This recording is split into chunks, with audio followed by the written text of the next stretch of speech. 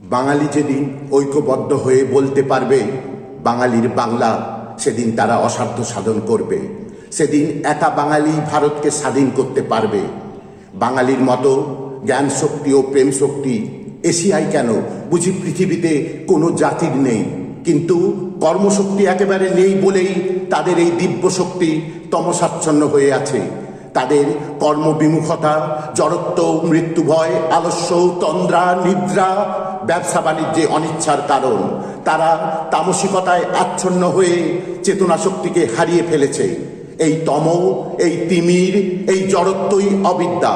অবিদ্যা কেবল অন্ধকার পথে, ভ্রান্তির পথে নিয়ে যায়, দিব্য শক্তিকে নিস্তেজ মৃতপ্রায় করে রাখে। যারা যত সাত্ত্বিক ভাবাপন্ন, এই অবিদ্যা তাদেরই তত বাধা দেয়, বিঘ্ন আনে। এই জড়তা মানবকে মৃত্যুর পথে নিয়ে যায়, কিছুতেই অমৃতের পানে, আনন্দের পথে যেতে দেয় না। এই তমকে শাসন করতে পারে একমাত্র রজগুণ, অর্থাৎ ক্ষাত্র শক্তি।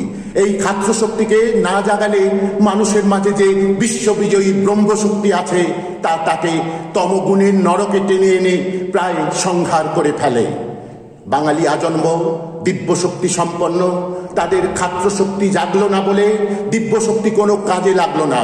বাঙালির চন্দ্রনাথের আগ্নেয়গিরি অগ্নি উদ্গীরণ করল না। এই ক্ষাত্র শক্তি, দিব্য তেজ প্রত্যেক মানুষেই ত্রিগুণান্বিত। সত্য, রজ ও তম, এই তিন গুণ। সত্যগুণ ঐশী শক্তি, অর্থাৎ সৎশক্তি, সর্ব অসৎ শক্তিকে পরাজিত করে পূর্ণতার পথে নিয়ে যায়। এই সত্যগুণের প্রধান শত্রু তমগুণকে প্রবল ক্ষাত্র শক্তি দমন করে, অর্থাৎ আলস্য, কর্মবিমুখতা, পঙ্গুত্ব আসতে দেয় না।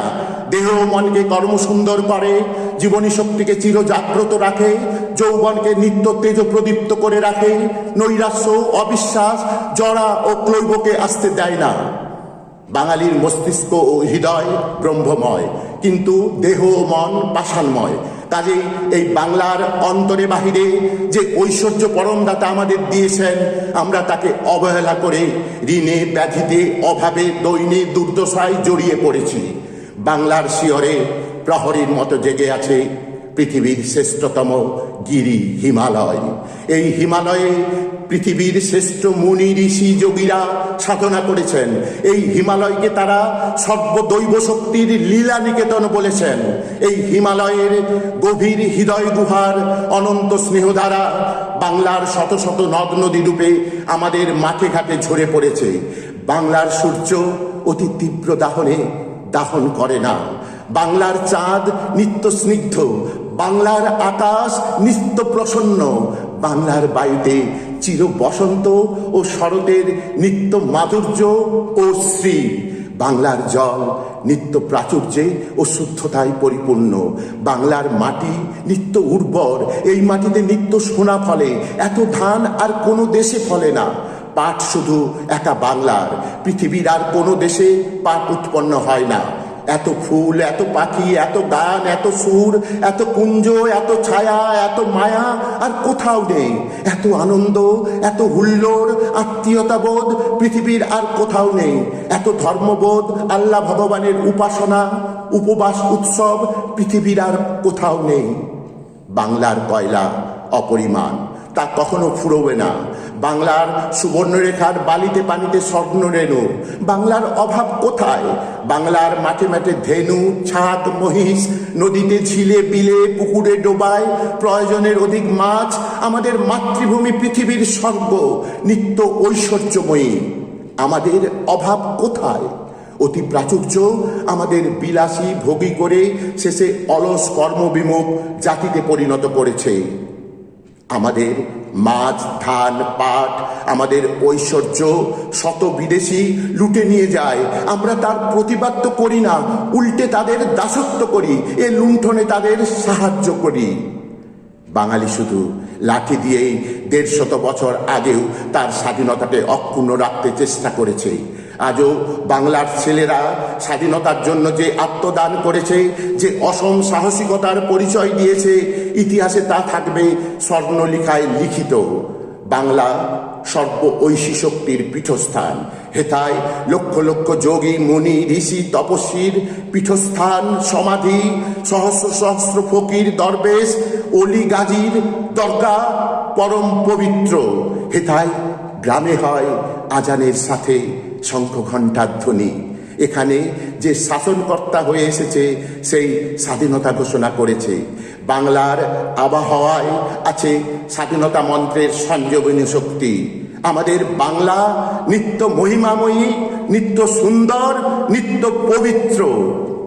আজ আমাদের আলস্যের, কর্মবিমুখতার, পৌরুষের অভাবেই আমরা হয়ে আছি সকলের চেয়ে দিন। যে বাঙালি সারা পৃথিবীর লোককে দিনের পর দিন নিমন্ত্রণ করে খাওয়াতে পারে, তারাই আজ হচ্ছে সকলের দ্বারে ভিখারি। যারা ঘরের পাশে পাহাড়ের অজগর, বনের বাঘ নিয়ে বাস করে, তারা আজ নিরক্ষর বিদেশির দাসত্ব করে। শুনে ভীষণ ক্রোধে হাত মুষ্টিবদ্ধ হয়ে ওঠে। সারা দেহবনে আসে প্রলয়ের কম্পন, সারা বক্ষ মন্থন করে আসে অশ্রুজল। যাদের মাথায় নিত্য স্নিগ্ধ মেঘ ছায়া হয়ে সঞ্চরণ করে ফেরে, ঐশী আশীর্বাদ অজস্র বৃষ্টি ধারায় ঝরে পড়ে। শ্যামায়মান অরণ্য যাকে দেয় স্নিগ্ধ শান্তশ্রী, বজ্রের বিদ্যুৎ দেখে যারা নেচে ওঠে, হাই তারা এই অপমান, এই দাসত্ব, বিদেশি দস্যুদের এই উপদ্রব নির্যাতনকে কি করে সহ্য করবে?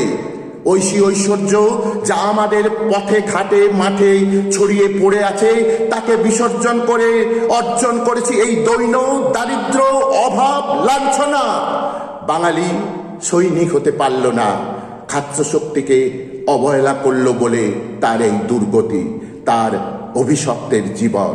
তার মাঠের ধান পাট রবি ফসল, তার সোনা তামা লোহা কয়লা, তার সর্ব ঐশ্বর্য বিদেশি দস্যু বাটপারি করে ডাকাতি করে নিয়ে যায়। সে বসে বসে দেখে, বলতে পারে না এ আমাদের ভগবানের দান, এ আমাদের মাতৃ ঐশ্বর্য। খবরদার, যে রাক্ষসকে গ্রাস করতে আসবে, যে দস্যু ঐশ্বর্য স্পর্শ করবে, তাকে প্রহারেণ ধনঞ্জয় দিয়ে বিনাশ করব, সংহার করব। বাঙালিকে, বাঙালির ছেলে মেয়েকে ছেলেবেলা থেকে শুধু এই মন্ত্র শেখাও। এই পবিত্র বাংলাদেশ বাঙালির আমাদের, দিয়া প্রহারেণ ধনঞ্জয়, তারাবো আমরা, করি না ভয়। যত পরদেশী দস্যু ডাকাত রামাদের গামাদের, বাংলা বাঙালির হোক, বাংলার জয় হোক, বাঙালির জয় হোক।